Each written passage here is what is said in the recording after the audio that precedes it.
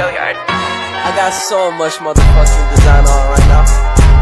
Break it down, bring it back, make it clap. I got 3 old thoughts, new block, wear that thing. Bitches on my line, and you know. Hai teman-teman, nama saya Misael Roni Tuaseringo. Saya dari kelas 7 Kairos.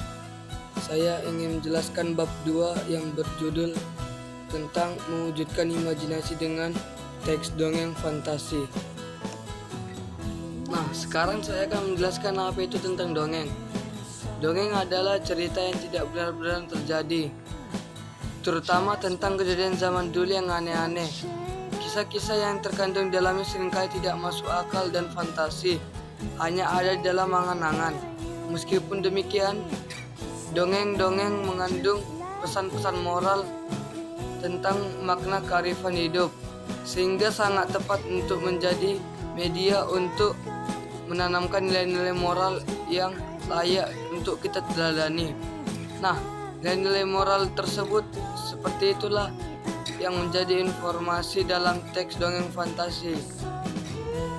Ada 4 cara untuk menentukan informasi yang ada di dalam teks dongeng fantasi. Yang pertama, membaca teks secara keseluruhan.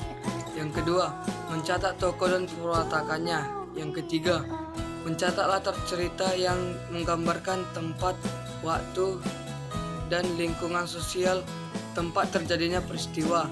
Yang keempat, mencatat alur cerita. Ada 6 unsur instruksi dongeng fantasi. Yang pertama, tema. Tema adalah ide dasar, ide pokok, gagasan yang menjiwai keseluruhan cerita. Yang kedua, latar. Latar adalah tempat dan waktu kejadian. 3. Tokoh. Tokoh adalah pelaku dalam cerita. 4.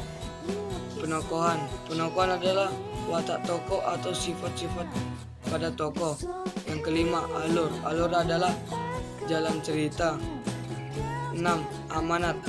Amanat adalah nasihat yang ingin disampaikan pendongeng.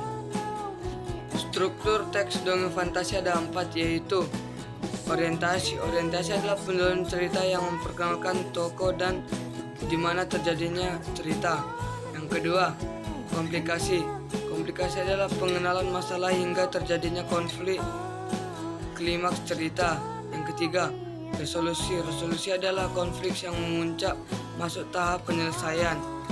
Yang keempat, koda.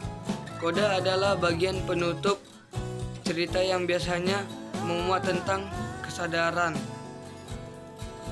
Berikut ciri kebahasan teks dongeng fantasi. Yang pertama, memuat kata sifat untuk mendeskripsi pelaku, karakter, baik penampilan fisik maupun kepribadian. Yang kedua, memuat kata-kata keterangan untuk menggambarkan latar. Yang ketiga, memuat kata kerja yang menunjukkan peristiwa yang dialami pelaku. Yang keempat, banyak menggunakan kata yang bermakna denotasi. Sebagai penutupan, izinkan saya menyampaikan sebuah pantun untuk mengakhiri penjelasan ini. Makan nasi goreng rasanya gurih, dimakan di kota Batu. Ku ucapkan terima kasih atas semua kasih dan perhatianmu. Bye-bye.